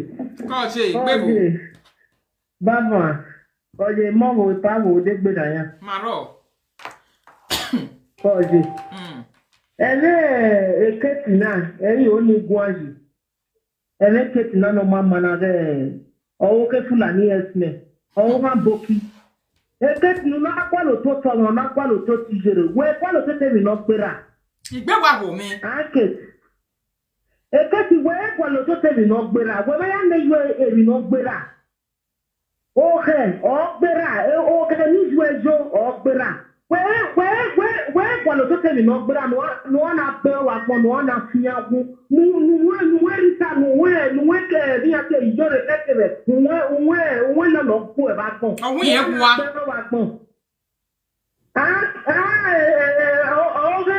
Fulani esme o wa zo we ka mo we na wa zo we tu leni azu we yo jiwo wa gbe wa go ni ba bo na we pe e mi no gbera o ma gbo le mi no gbera o ma ya leju ni no gbera wa wa lo ko ti yore nu yore na gbo e gbe wa we nu we ta na gbo e gbe o we ye kwa o ra be viewers now o re ke to nya Allah we ke ti gbe no sisi me ni gbo ayin akeke 1 to 3 na zero me la we sala we peke ya you see sala we peke le awe iye teke lu ya we bi ba na de awe ki na yo we awe ki na yo we yo eko ya ni na de yo to si yo we ya kuze no no na gbe wa mo no na ki awo wa ba de ju wa asa wa to se we e ke ti do te ma ta ma gbon Wadame o imi akpe video ni na. Imi akpe video ni keti na we me go ni wa ya ke o yo to no wa don't know no ya evidence go ni. Lawo bo ivia le keto ta we no do no do ha mi ma ti so gwale o bi ato to ti. Yes. E keti 30,000 marriage. So mo mi le won ni mu. Yes. Keti ya we marriage lu ga. O mo ya won ni mu lu ga. All right, bega ni. Keti. Me mate be on ni. Keti do ta mo ya won ni mu. O mo nu ya bo ki ya we e marriage. O to wa wona we we so e una we. We ma da do e ni ate dominion no ma. Ana mwe ho. Ah? Eketi we marriage o ha ma ku me gbere gbete me marriage re. Imala ke marriage ezeke.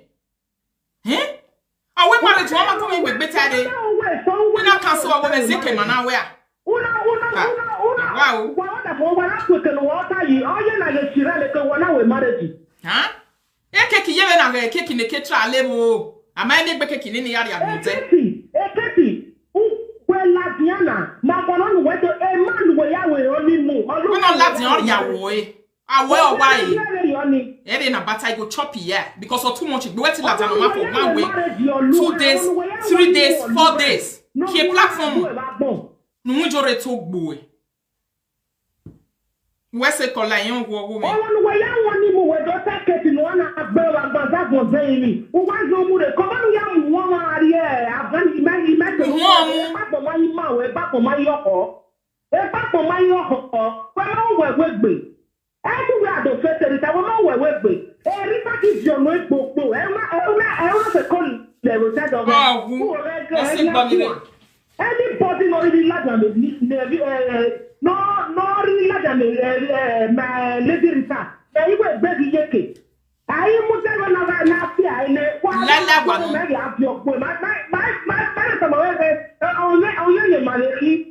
What too much be now? What am I? We 1 week. Yena la diando wana let's all bless you, Joderio. We blessing you, Joe. We not now we topic for 1 week, not by my set you. Ega ye only mighty we topic go fail. Keti where they work it be there. We by we topic it be there we get him. A presenter name normal a presenter name when. Water Israel, so the total water ministry Israel. And then we show a money to the class ba. Nice water. Era to have visited where there is Many no love boy. Isu wa jamo biere ya kwa frito biere mamwe bobu wa jamo ehwe buwa. Isu wa jamo ehwe no do leru nwo. No na fia wo. Ega na pona la ja wi we obiwe. Ai do re we lebu. Ha? Na je le pona la ja we obiwe. E pona ba mewe. Oga ejore asame ne ya fwene. Oga mi fane bu we all the do leru nwo. Oh, the Doleru, Maso Yerobo every day. Every day. Now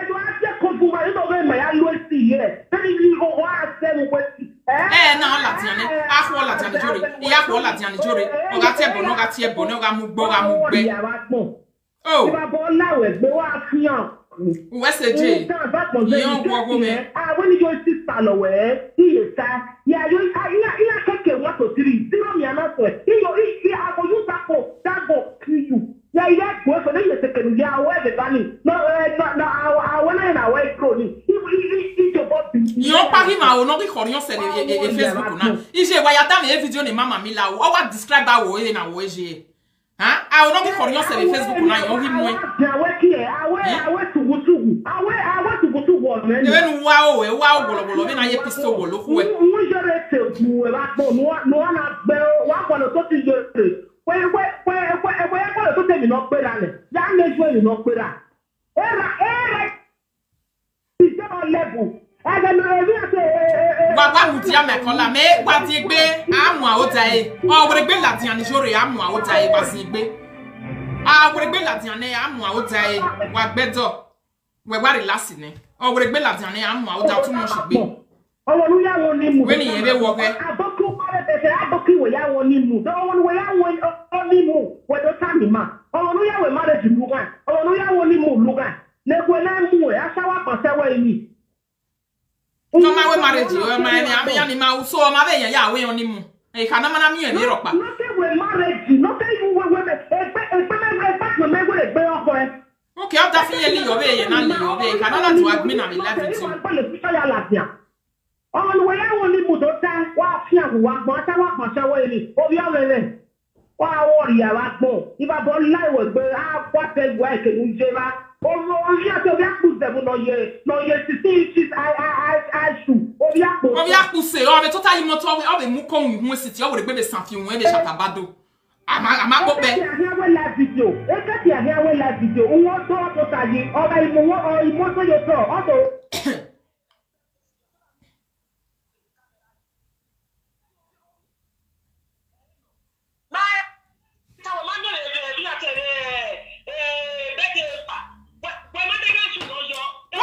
Hey.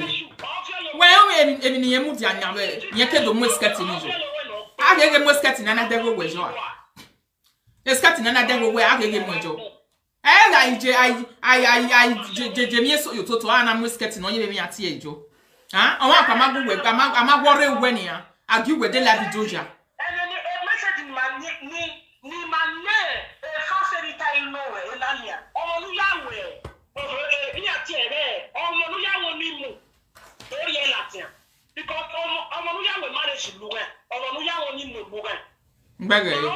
I'm not telling you on in here. I'm not telling you on in the only way we want to do by Magina. Beg of you. If you have what we love in you. Come, you have some other romantic.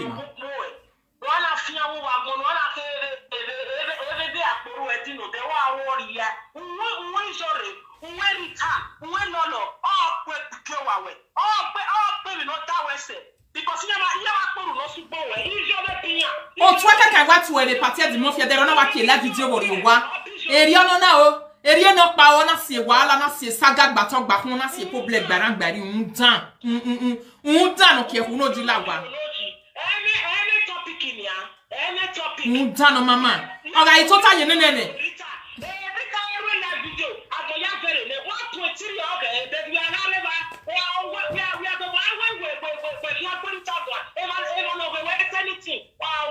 Oga total. Oga atene neneje. Wewe moka beta meketi de la video na ekete epuru we pologbe. Usogbe, uri a da la video gbe waga we saga eri wa ya gwan. Iwa aga gwan ya ko be ate. Ogi be gba be reduce the voice amahiye me neketi ta. Oda ye to ma ile you wa down the eketi. Ha? E ga neketi mana reduce the voice but be so dere onia. Ogun a wa ya ga yen no tanane. E mo kere ho e. Eketi gba be reduce the voice ni ya ka me no reduce the voice eketi aga gwan hiye me no ta. O ko ata you know when you don't try, you don't even you want to turn on you know when you don't try, when you want to turn on you know you be a turning the legs you can't down, you know when or ya so we do. Arara.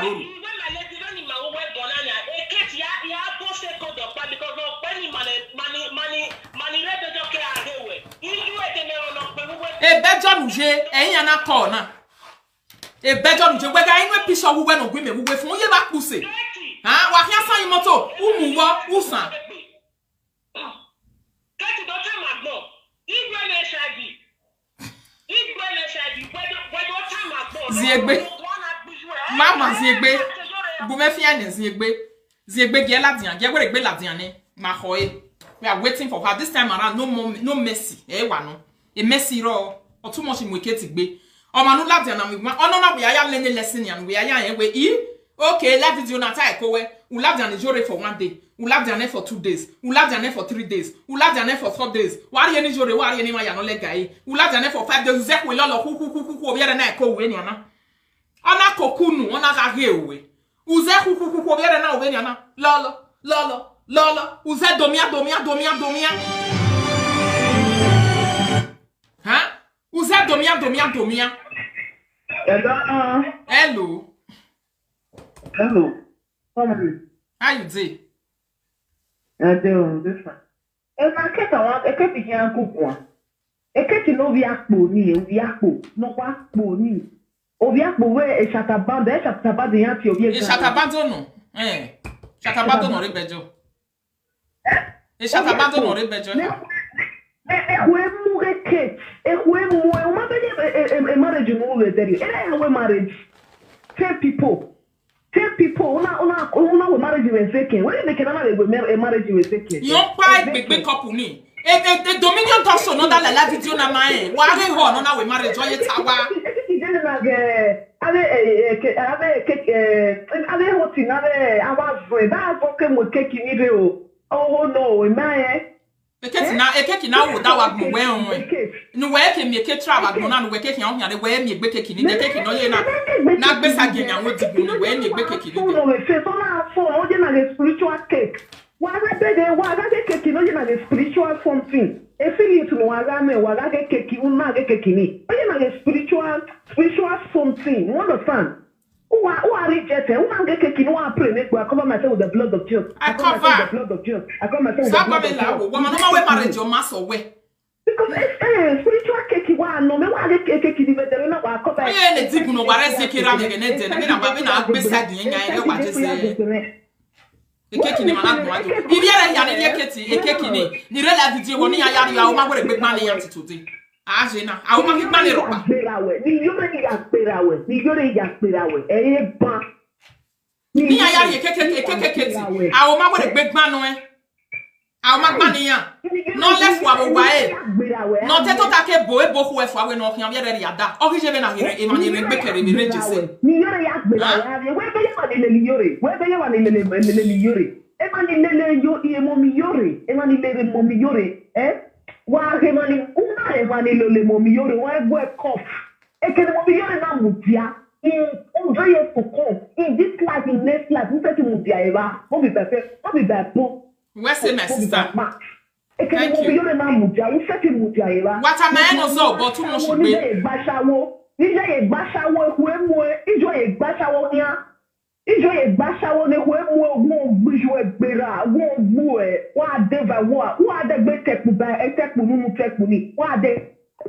When what lads on the money, they want to win bugbe, who lads on the Tuesday, win bugbe, who lads on the Wednesday, win bugbe, who lads on the Thursday, win bugbe. Ah! You can work it to work there now. What's your problem now? Every day. 30,000. We are saying forget that kind of money now. One place. So what you get recall our go play so that if you day live video they talk about the jury, may jury go bring 63,000 proof. Nega it to what am I gonna prove on? I can't ma prove on and never man no way be judge the live video. Because when that thing where you when the 30,000 account when my job can the way body ma who we na. Me na me meteri 1,200 dijo to iru lese ba na yare wo ya lewo. Oh, who were 30,000 are lower kitty. Damn it, boy. Leader, as a queen mother, you call yourself. Immediately, your member made mistake. Instead of calling 63,000 naira, he can't call you. You are in the rightful position to correct her instantly. You are in the rightful position to correct her instantly. No, not be here. So let me play the voice. Hey, man.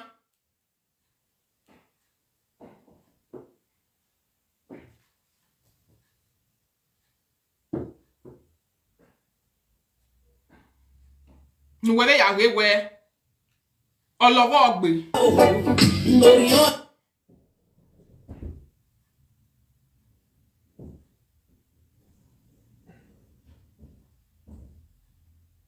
If Lolo you then Lolo Egbo on Wagmon. And notice the value. Alright. So I don't notice that thing for her. Is this a 10 years relationship? It not work. Last. He can't see what do away. He say 20 years go still destroy again. Because say she not get land to Africa now. She not go want make she talk or motivate anybody else to buy land. Because if Lolo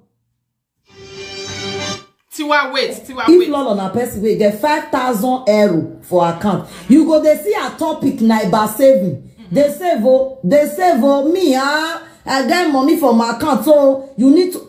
He go there because he already achieve one.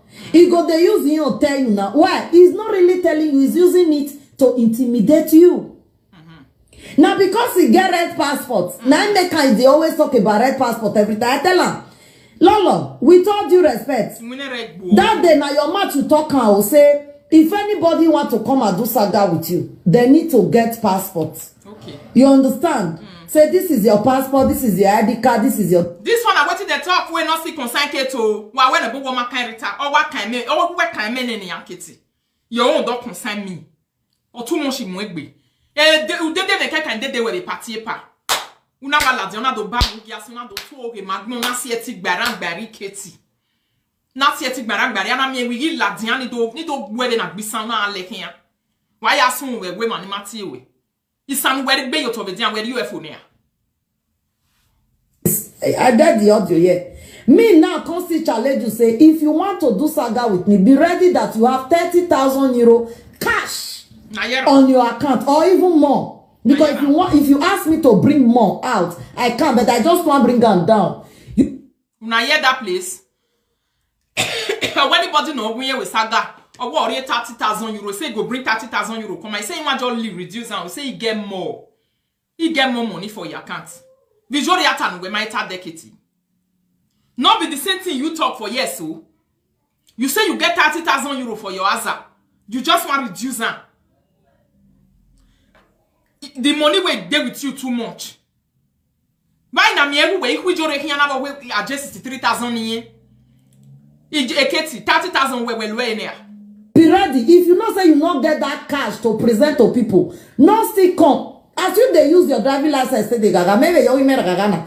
If you say we should go up to 50, maybe before I carry the children, or carry this one, carry down 3 or 4 accounts join together, I go feel raise down, but only one account say. But when you can raise account TV before you go raise your children or your children account, raise your journey go feel raise 50,000 euro. Abi, eketi manado prove 50,000 na mabo in the next 1 week. Any right na ya criticize Marupa because a partition we need any even eh?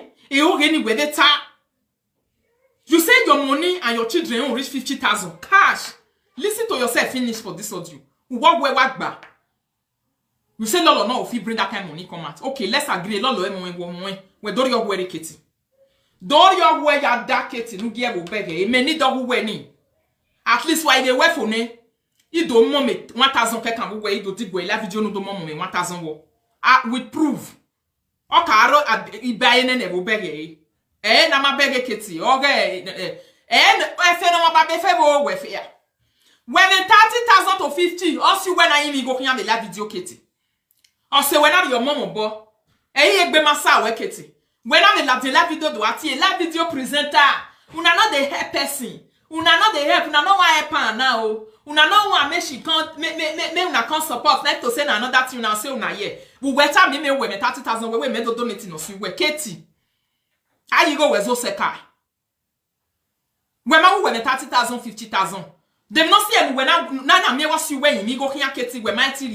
We might tie 1,000 ke kan onu total no ka me ma we imo o hani la Europe ne o. Imo o hani la we bone. E we bo gwi manger ya do dollar dag monji o 30,000 ni ga ka der ilwe ten bo. Wa mi eketi. Dem ni jore unu we ma e u dena. Ne gbagbo mana we gbe oho. No say one account, not be say you borrow one, not be say anything. It's not borrow, it's nothing. If you don't say you not get 30k euros inside, say me you show public. Then if me want to reply you, me go still show public my own. Not just do saga with me. You use your passport to do something now. Me not fit use passport because me get. Use license. Me not fit use license because me get. Now what me go still fit use? Now me they use now. Otherwise remain silent oh. Now waiting she go feel use which means she have 30,000 euros. But her own now 30,000, the one way they account. The one way they all her children account if you bring all of them together. Because Eketi, I mean one name sambo ni san. If I not the example no make na we ma ya fe isima wa von yenyenye wo nisima. Wa zolo ga won pa dokpa wo egwere bi no ya mu wo. Wa zolo pe deva wo egwere. Wa continue azolo ekian ma be do ari lo de na ya solo wo. Na me na zolo we san la dia. Your own need to come to the public so that people will hear your own. E bo mana hon we here do nuji. We are not going to rebel. We are not going to worry. Or anybody where he have hold okay. No, when I prove 30,000 we get to me that we have anybody all to okay. Eketi, we go when 30,000 on me la do ha magmo we e machin e dans côté date de me dekona. O maka we keti. Or anybody la video presenter la do ha we afien ko ye va mi bokpa mi we. O maka we keti. Anybody no gi ha we afien do ye va bokpa yon nya e bo. Amaka weketi because 30,000 we me amami otoe ti today okin efe ne o ma ba be febo efe no ma ba be febo e igu working yan ti today igo na no we me na nya no we aya we saga nia no gba ba ma agba ya we saga we ma ya treat us we na bego bi o kan kere momo na vie ba o ma la dia no do igo ni chite enu mo ya dia we bo we na we e bo ade la video ni ya do donate never do donate be la video ke ti ni go we donate no hani. Out of 30,000, have me 500 euro. Do prove me la video. O ya file receipt ko la video gi ma ya ga ekiti. Then you go ya live account ho ni no do prove again. E prove. We prove ariere. Ya pe video we ban. No na the time where there is nothing that have la video no defwa. We ta wari prove ya support here. Unu we ya ke la dem no kunu we la dem ya judge we bavana. We ke si jore ya me no kunu we la dem ke me ka ya judge we ne. Nu we me ke na yen we mi wan ero egbe. Ari komi le dokpa. Oma agon le platform wo ma say ya eketi ya job we no gbe 10 years ago re am worry. E dey life energy. Because away konima die. Konima kon bury. E dey life video energy. Konima die, konima go bury. Do tami ma. E ke nu we go niji many return day. E receipt no waro e wa ni dibo. Cause we when jore do correct e nega to we mabo. O la diana do correct e we kin fi. Do dollar we educate. We set ya tioma la diana do dollar get you do legend we mana dollar we ya we. Come and repair your own life. How do dollar we? Do support we with correct evidence. There mata gele no we gele me 30,000 na be to oge. Do ta. I moto we ni yare be reketi de cash we do. Or do e point. Because e ma be ya we o we ken we o.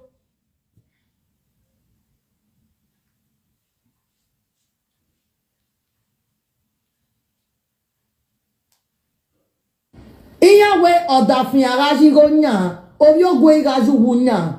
Owe I will lock you up in prison. Obiogwe we ma fi ma gbele gbo awa wu. Obe ri opia ladian. We jogo biogwo we ya nya, me na be yogo dafon me ya nya. Simple. Wa hoa, ibi e donu zomo. Eketi gbijore ba be 63,000. Mana no mi na lu pe fi oko na ukpala amamuru pa no la to gono re la video. Mana we ma be neketi. We keti ta mi ma yen me 30. Obeta mi ma wa akwo hibi ya fe kugbe owo gba be 50 owe en ane receipt owe tin ba mi receipt de la dian ya do ya gwe lolo we isaga ame na gwana ni ya osie keti obi ye o salo gba no ngegbe na ukani ore la video yi mi go ma ya bege me mari ejo e bi no se ni manari ejo na hin because keti me go me ma high bege e no se mana bege na hin because weti mu me ye ko ma o wo fin o se mo tagmona now, e keti na do la dian do vie magmo wo ba mazejo. Ona vie blessing you na mi eji. Ona analyze. Ijore na ni go re na ya support because ijore gba ma na. O ma na because in wini biere mu yan analyze. Be nu weji alu pe fiako we hin me be hin keti. O se ni me na no water na. Igo nu we hin 30,000 we ne baza. Keke 50,000 akwo hi we ku gberi o hi we yin na ka ho hi money hin. 30 o we do gbele be ye la video. E keti neto oge. Don't believe the la video Katie. Come and prove yourself. On Laura Katie, you cannot use a person and humiliate a person in public when a humiliation get la wegbe. What's ye? What's the nena la wegbe?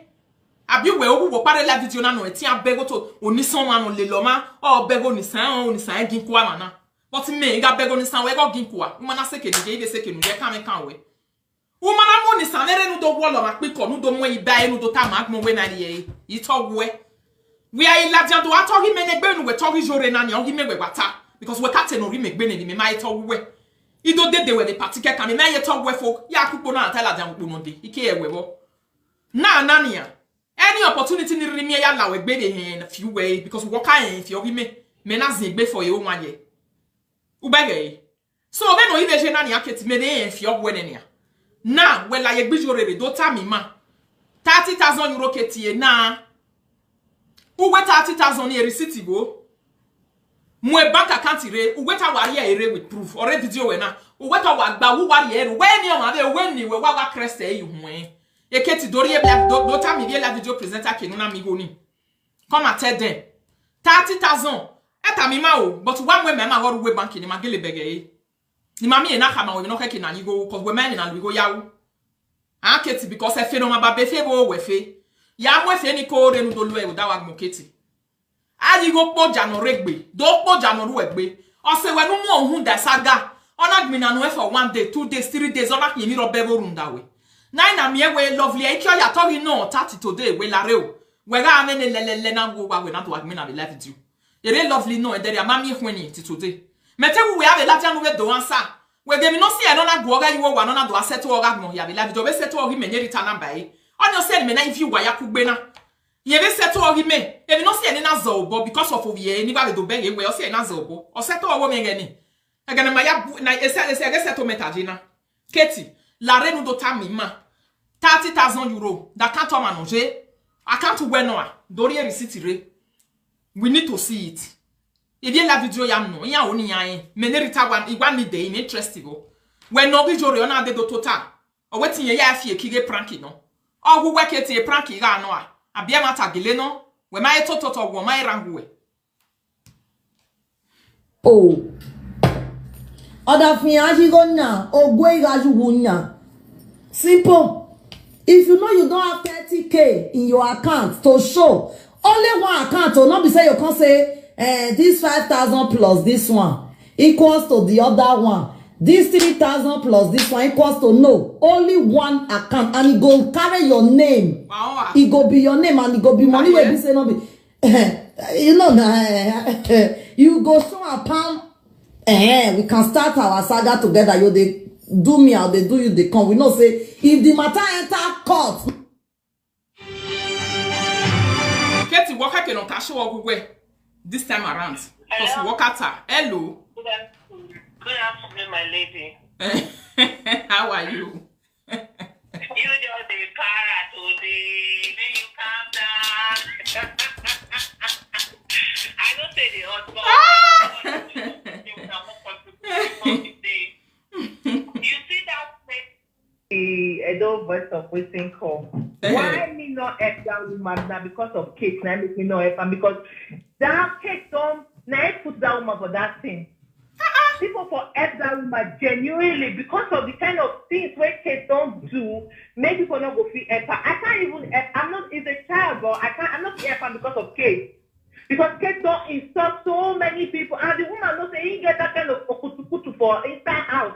In no respect to say the judge for people matter because you know say you go need these people help tomorrow. No, I didn't say that who will help you. Which people fast will help you? Because Monica fast not will help you. Lot of fans not go help you. Fans not go help them. If they help her, may not the solo there again because you are solo, no? Because of love. Yeah, help the guy solo here. Me not go help person say me not solo me again. When I got solo go, oh yeah, do a solo. A boy ya. Can get your time come out for you. Cannot get your time the away for your corner. Thank you. Thank God. Nah, I tell you, I don't hear now. Not be my mouth now for year on the year for kids, man. You talk about gullible people now. Me, I just they push my page, they go the way I taste them. Now people will love me with their mind. I know they go do anything.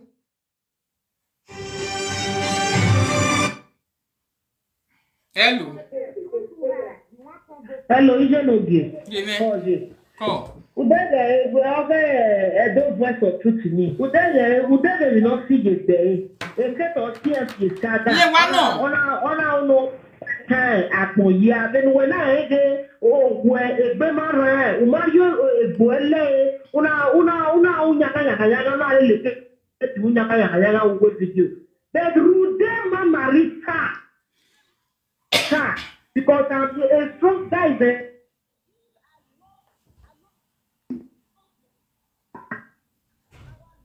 Imagine who I. Hey, I'm not here 20,000 that I get. Me at that cat over here. Well, I'm not here. Rude Marita because they're rejected because they get to wood down.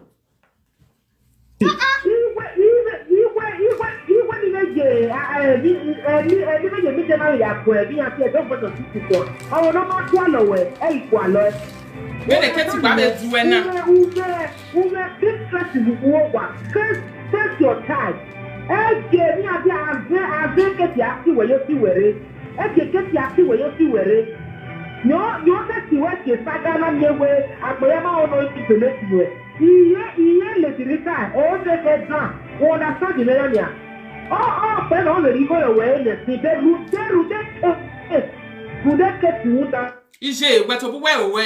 Oh, no, lad, don't have with 30,000 euro. Oh, man, no, lad, don't have with 30,000 euro racket of me. I call him in a boss 50. Well, here we sat down at the baby.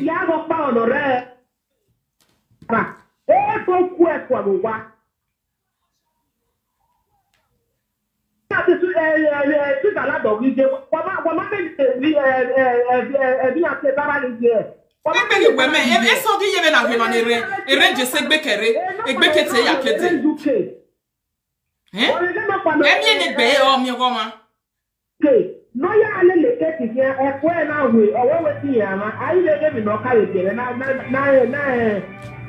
no ne get gele ya makada le adeni ya me ma dey support o ma ma we gbegu egun ma we gba fun ma ya gu egun ma ya ti e bone ijori awa e fe keta awa mo no we ya ma re awa mo gbogbe the platform every time ona se bo no ti o no ti Ona ate ko no ku no te oge uwe. Runda eno enye bi ano. When no ye ya ha ni a do ni ya fe ya ha. At the end of the day ba ya diana. Ba di ja diana ba ya hiana ma ya kwa ma ya kalaka. Ni be to be ma wa no wa ma be because eketi na o wi pa fie o.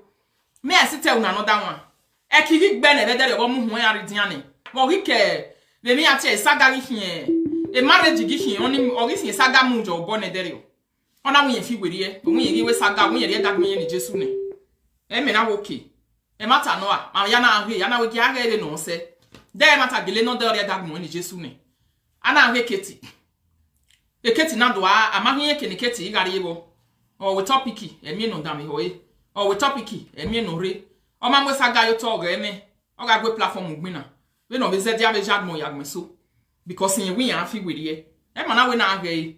Yin be ya yo boy si eme. Eketi gbera do la di on we topic opa. O we to wa son ni, o we to ye no we no je. We e do la video presenter tin ya wo wa e ya. Na me wo wa ma mi lele gbu wa gbina. Tin ya yi wa ta we gbu wa hin ga lele gbina. Wa ma lele gbu wa gbina wa we gbe mi ati e. Because o ma ya we me o ma ni no si e ho.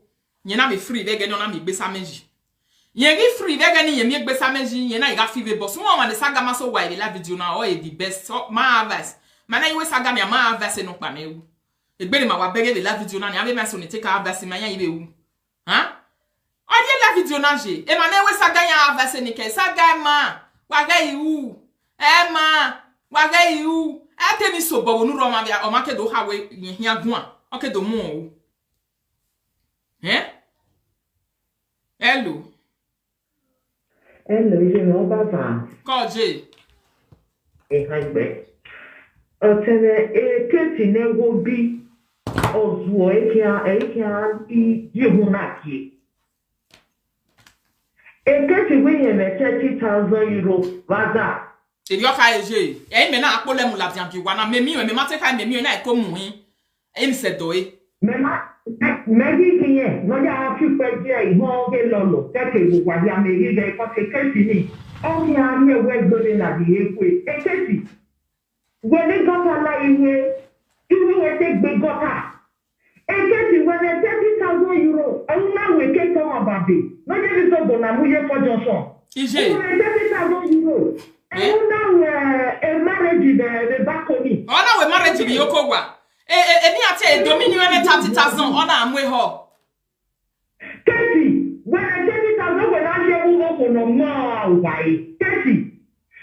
A coat in where you are suit and coat when we are that way. I want you to for there. I will now put it down with Betty. And then I also have wa we no ije e otani mai wa no na wala o wa gume ne keti o go kasi no gijore kesi no wa we ne jori ka e keti ka provoge ijore la tan do provoge ne o we praki no e keti mi o to e ne ga mata ma ni doge keti o keti mai de need na sisi ya we na atale ma e mi agware ama na prove ya gba egwere bo wa ge keti do provoge me e la video keti when e 30,000 after when I hear you be tell you that wa no me o no na you go mo ya be na gala be na Saturday na kasera ni Facebook ai wo mo be na kasera e keti o be ya ba si ne ni no ya wo mo be la kasera abasi ni yo be ye ne enya ga asi obi we la dian gbe mara en sisi ya si obi we la dian gbe mara en mu gian no ya kun go no gian do donate dan we was boy keti what we feel say la video na because ma onu give the sleeping dog lie you know what let the sleeping dog lie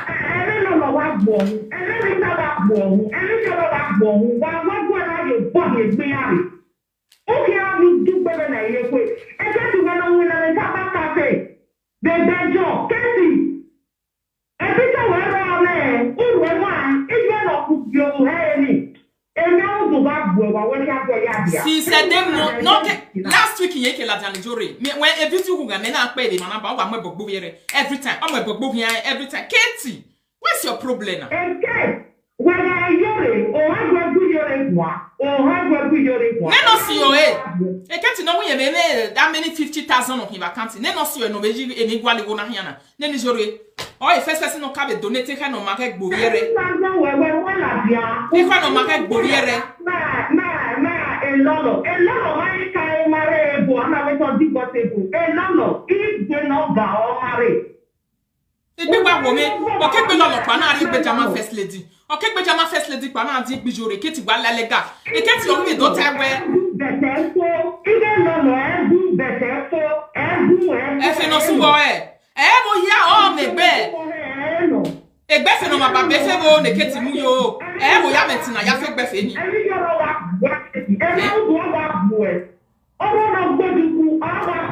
Ogun ye gwa be ni meje. Make it 500 euro you top over na 1000 ile lese ba me. O se ni mana e hit ba na. Alu e ya gba wo si o ma ni gbe mara. E $5 ma gbe. Ari e no si o ma na ya keki no si o ma. O si o no wa gba sha wo hia be na bi ni na no ye be ni regbe kere be jese. Ana mi e keti na tie e ka ma wo se ni. Ime 30,000 baza. Mi 12,000 ya je ki Dubai no ya je kiri no ya dori. E jo de gbe mo.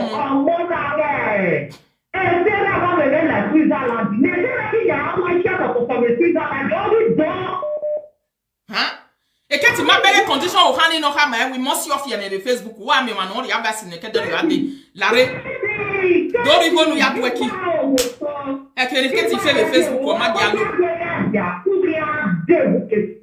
e fe ne ke ti fe le Facebook o ma dialo hey salu gba me na ni bi na gbe so I just want to see who be all this one hospital re bejo e bejo weje ya e bejo weje e psychiatric re bo ni ya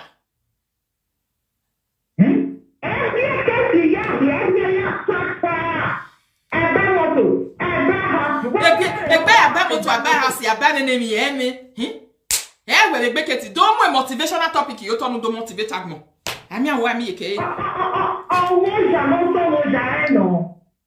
omo emi ne do gba ti o mu ja ne here pe egbe o ja ne gbe wa gwa lo we mari o ja na ni egbe keti awa egbe ye we are rejection na ne na iri o ja na ne o ja gbe wa gwa lo se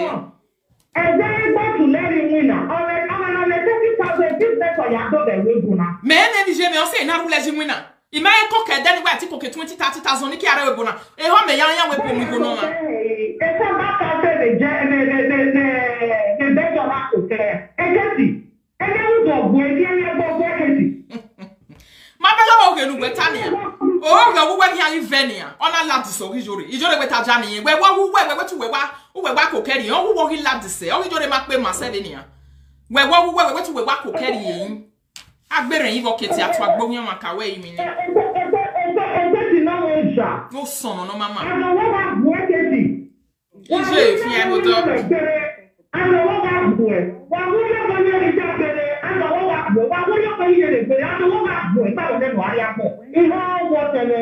ke bu beje yo fi ai mo do nene ma no be do veru we na ni no mu hu jin adere ari nene bu no hu mo ari ya be veru we na ni awe mo ma ya me ne ya veru we ni ya make na alu e ya lele ma me ya no le ga igmina emi o be ro ni bia be kan yin ya kadere ade ya mu hu jin ari de ke no mu ji ya mu hu jin ari de ke no mu ji no way eketi gwede wo wo heri osisi gwede mu wonu wa ya ga ebe no hizu ase owo ye mu ma hu ye ma hu ye mu ana nye wo ma ne ye mu hu be na gwana ne ya ye hu ye higbina na be Facebook o mu higbina eketi gwe ikata mo na we mi robebo wo kian be social media na ni robebo be nu na we mu ne gbo emu ni e jama first lady na just do the right thing that one just say the con integrity just felt e just wanna ona wa won ona wa ye position enze gbe ile yo me like me na delay gbe bo to nko si mi obo e delay not too much gbe yimi obi ga delay na position ma yin get position na ye ha we imagine get delay ye na we for no reason I delay you and I'm organizing you for tomorrow either I know kwa we akan ba we baba na una mi ya la dian legbo du go ode you will turn to correct him no turn to that's I keep quiet they look you it's not for any reason at all etima beg away it was